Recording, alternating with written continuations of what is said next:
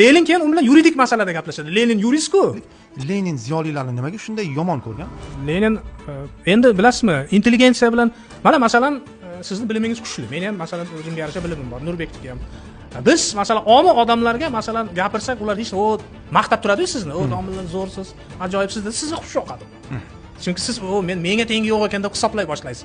Lekin sizdan kuchliroq agar olim yoki sizdan kuchliroq bironta tarixchi yoki o'zingizga mutaxassis chiqib qolsa, siz o'ylanib gaplashasiz, u bilan siz o'zingizni bemalol tuta olmaysiz. Xohlaganingizni gapira olmaysiz. Xohlaganingizni unga gapira olmaysiz. U sizni shartta tilingizni ushlaydi-da, uka, joyiga qo'yib qo'yadi. Og'ayni, bunaqa emas-ku deydi. Masalan, bir nimalarni gapirganingizda manbalarni shunday oladi, qaysi manbadan foydalanganingizni tahlil qilib bersa, o'zi uyalib qolasiz. Uyalib qolasiz, keyin uni nafratlanasiz undan. Meni anaqa. Lenin ham shuda. Lenin o'zi intelligent-ku, Lenin o'zi asli.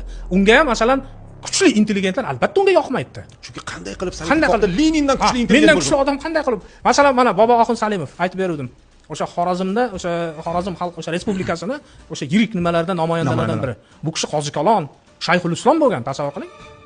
Ham ulamo, u kishi ham bir nechta tillarni bilgan, Yevropa tillarini, juda kuchli yurist.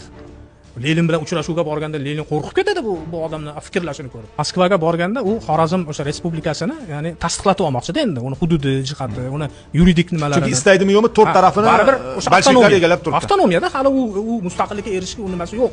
Qurbi ham yetmaydi. Va shunda borganda ular hayron qoladi, bu bir sharqdan kelgan bir haligi nima. Bir sark degan. Sarqda bu nima? Bizga teng keladi, buni o'zi Chicherin degan o'sha bolsheviklarning birinchi tashqi ishlar vaziri bor, ministr. Genuyada konferensiya bo'lganda, Birinchi jahon urushlari natijasi bo'yicha. Chicherin u yerda inglizlar bilan inglizcha, fransuzlar bilan fransuzcha, nemislar bilan nemischa bemalol gaplashgani uchun butun Yevropa hayratlangan Chicherin bilan. Mana diplomat, haqiqiy kuchli diplomat deb butun Yevropa hayratlangan Chicherin bilan. Chicherin Boboxon Salimov bilan gaplashib ko'radi o'zi. Chicherinning ko'proq tilni biladigan Boboxon Salimov. Ana sizga. Ana sizga bizning ajdodlar. U qo'rqib ketadi. Bu odam deydi, bu qanday qilib deydi? Bu Turkistondan kelgan bitta odam mendan qanday qilib menday dunyo miqyosidagi diplomatdan kuchli bo'lishi mumkin emas-ku. U kuchli bo'ladi rostdan ham. Lenin keyin u bilan yuridik masalada gaplashadi. Lenin yurist-ku. Haligi nima? Qozon davlat yurist-ku, professional. Leninni yuridik masalalarda u dabdala qiladi, torbar qiladi. Boboxon Salimov. Lenin keyin Chicherin o'ylab ko'ring, bolsheviklarning ikkita dahosini gel qilib tashyapti. Gap bilan ham ilm bilan. Unaqa odamniki albatta yo'q qilish kerak deydi. Agar bunaqa odamlar tirik bo'lsa, ertaga bu millat, bilasizlar, bu millat ertaga ozodlikka erishadi-ku bu. Shundan keyin bu odamni uyida yo'q qilib ketishgan. Sudsiz, hech qanaqangi tergovsiz uyida otib, bu odamni qayerga dafn qilinganligini hozirgacha hech kim. Ya'ni uni sud qilib bo'lmasdi.